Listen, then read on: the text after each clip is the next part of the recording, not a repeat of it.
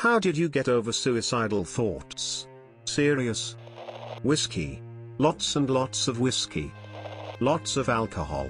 How I haven't wrecked my car yet is beyond me. Knowing my family would miss me. As a kid I had it rough with little friends, but knowing how my family would react, stopped me. Jump over them, wait no. Thanks, I am too. I don't know about strong though, just stubborn haha. When I come across posts like these I feel the need to say something. I never want anyone to go through what I did. The world sucks, but hope is always there, you know? What helps me is finding something to live for. Like, you want to see that movie next year, a new game comes out in a few months, still saving for a tattoo. I know it's kinda cliche to say, but it's always helped me. When I told someone I wanted to kill myself to end the pain, to which they said, how do you know the pain will end when you die? By turning to homicidal ones. I've been in therapy and on medications for 3 years. My last suicide attempt was October 2013, and I can say that I still have bad days where I think those thoughts. First coming out of the hospital, I still had the thoughts often. I went through many combinations of antidepressants and mood-enhancing drugs. Right now I'm on fluoxetine and venlafaxine. I still have bad days. But when I am having a manic episode, I know that I am being illogical. And I find something logical to do. It really helps me when I do something that is real. I have manic depressive disorder and PTSD. The former is genetic, the latter is trauma-induced. But they fit hand in hand, which is not a good thing because they can cause episodes of each other. So, my last manic episode I walked away from what had caused it, a person, and I went and washed dishes. With PTSD comes OCD, which my therapist says is a coping mechanism to try and deal with the anxiety that PTSD has caused. So, while I washed dishes, I counted how many strokes I scrubbed. I counted how many times I ran the dish under running water. I counted how many times I rubbed with a towel. Each dish. Each fork. Each cup. It took so long, because I was counting everything, that I came out of my manic episode, because I had turned my focus onto something that was real, the dishes. I hope this made sense to anyone who read it, and I hope that maybe you can try this technique next time you are having a manic episode or having bad thoughts. I had a couple moments where I had suicidal thoughts. Came very close to actually following through 2 separate times. Once I was gonna run the car in the garage, but my dad was home and never left to go anywhere. Once I was gonna hang myself with a belt in my closet, but my roommate came home early. The idea was to have a successful attempt. In my mind it wasn't worth failing at. Basically telling people how I was feeling and the support I got from them is what helped me. Also medicine is a big deal. Take it. Edit, talking to family is good. Talking to a random guy, physiologist, was much better. You can really open up without having your personal life be affected. I always think to myself that deep down, I'll be all good. I changed my attitude. I realized that just thinking about things that would make happy wouldn't change anything, so I started acting on things. For example, if a friend asked me to go out with them, I'd say yes instead of my usual no. I gained new, happy experiences and those suicidal thoughts became less frequent. I didn't. Every day I live with it. And I never know if it's the last day or not. Earlier this year I could make plan for a week ahead.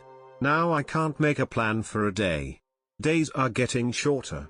I have a close friend who helps me forget about all the pain and distracts me from my thoughts.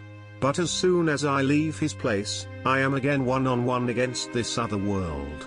And this is scary. I reminded myself that depression lies, and that the thoughts were lies. That was an immediate boost. Then I called my school's counseling department and got an appointment with a therapist who was helpful and also referred me to a psychiatrist who prescribed me Wellbutrin. The hardest part is that initial bit of knowing that you're worth it and seeking out external help. Well, I figured if I really don't care I should do whatever I want that makes me happy or gives me pleasure. Now I'm a backpacker and I don't plan on stopping anytime soon. It was a really freeing thought actually. I really don't care what anyone thinks about me and I'm game to try a lot of things nowadays. The mindset actually has helped me quite a bit. I still have bad moments but most of the time I don't have the thoughts. I think about my parents and how much they would blame themselves for my death. I also think of my close friends who would be very upset and angry at me. I go to the depression subreddit and just comment and talk to people sometimes. It's a bit silly but I have a lot of stuff I want to sell and throw out that I don't want to kill myself until that's all done. But what really holds me back from suicide is that I'm not done yet. There are still places I want to see and go.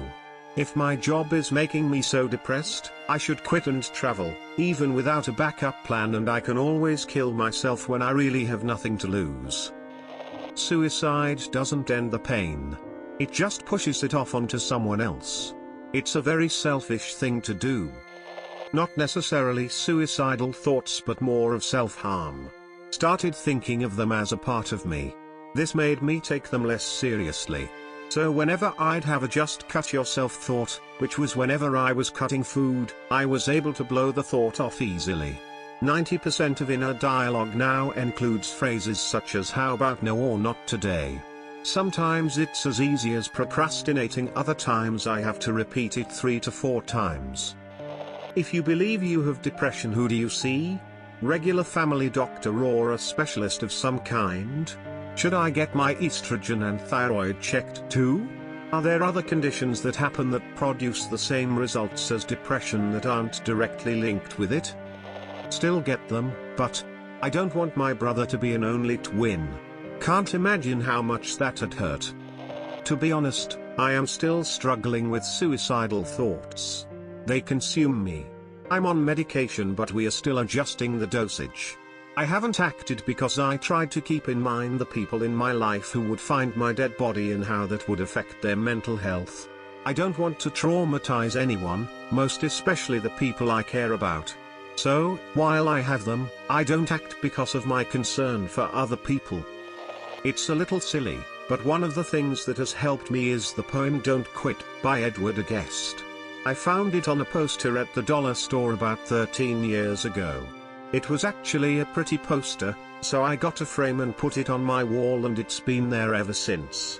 The last bit is, and you never can tell how close you are, it may be near when it seems so far, so stick to the fight when you're hardest hit. It's when things seem worst that you must not quit. Just reading those words convinced me just try a little bit more. Another week or another month. Things can't get any better if I don't give them a chance to. And inevitably, eventually, something good happens and I remember that it would have never been if I was dead. Every time it's, just try a little more. And, hopefully, a little more will get me all the way to grandkids and retirement. This is just my story, probably wouldn't help anyone else. I started a job working with kids. Kindergarten and first graders from the low-income neighborhoods in the inner city. They were all obnoxious and poorly behaved. My job was to sing a few songs about Jesus with the group and then tutor them. And like that, I wasn't suicidal anymore. I don't think it was about injecting religion into my life. Maybe being around the kids helped. No matter how bad they were just little tiny innocent kids to me. I don't know how to explain it. This might sound stupid but I formed a pact with myself to kill myself by starvation. Generally the next day I feel better. Only once I nearly succeeded but there were extreme circumstances. This is such a great thread, I'm loving reading everyone's responses. I'll be low down but I still wanted to add mine. I've been experiencing periods of depression for about 15 years now, with quite a few periods of suicidal thought. Often it was the I couldn't do that to my parents thing, but I've had 2 others. At one point I had my mind set on it, I was making plans. But I'm a writer and I had a couple of half-finished stories. I told myself it would be a shame not to finish them. By the time I did finish them, the cloud had lifted for a while. Then more recently, and what I hope will help me for, well, the rest of my life, I got a job in the funeral industry. I love it, it's turned my life around just by being a job I can enjoy. More importantly to this topic, within a few days on the job, I just thought, no way, I couldn't do that now I've seen this side of it. I literally got bored of having the same thoughts over and over and just kind of stopped. Kind of. OCD sucks. Before I just felt alone, like there wasn't a spot for me on this world. So instead of trying to find my spot in this society, I tried to be a driving force to shape an environment around me that I'd want to be a part of. Instead of trying to be like everyone else, I just did my own thing without caring about what others thought, and I watched others start to act like me.